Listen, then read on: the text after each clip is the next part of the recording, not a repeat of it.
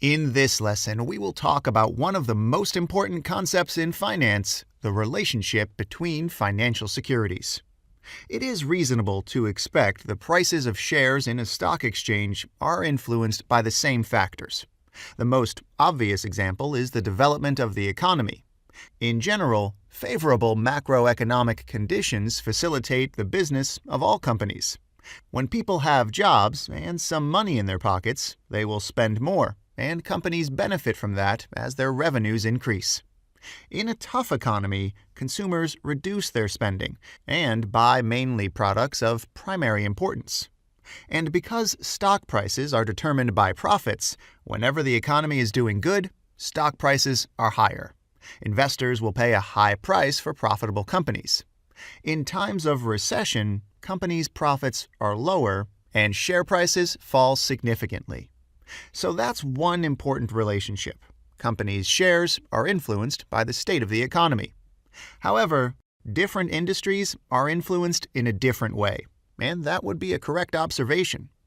Who do you think will suffer more at a time of crisis? Car makers or supermarket chains? Of course, car makers. People can't stop buying food and groceries, but they can easily postpone buying a new car and continue driving an old vehicle. Therefore, the state of the economy impacts different industries in a different way. How important is this to an investor building a portfolio of stocks? It is very important. Try to imagine the following scenario. You own one stock of a tech company, let's say Facebook, okay? You have some savings, and you would like to use it to buy the shares of a second company. The two options you can choose from are LinkedIn and Walmart. Let's assume you expect the same rate of return from the two shares, which is probably unrealistic but will serve us well for this example. So, all else being equal, are you going to choose LinkedIn or Walmart?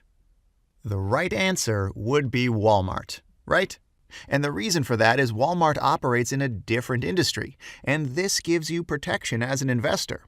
If things don't go well in the internet space, advertising spending decreases, competition becomes stronger, a new player enters the market, technology changes rapidly, there can be many problems in any sector, you want to be protected.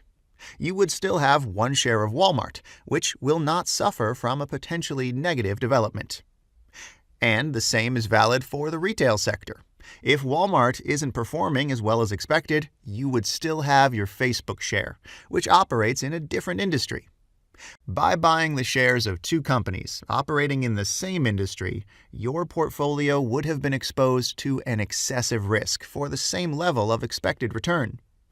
So clearly, there is a relationship between the prices of different companies, and it is very important to understand what causes this relationship and how to use this measurement to build optimal investment portfolios. We'll learn how to measure the relationship between two variables in our next lesson. See you there.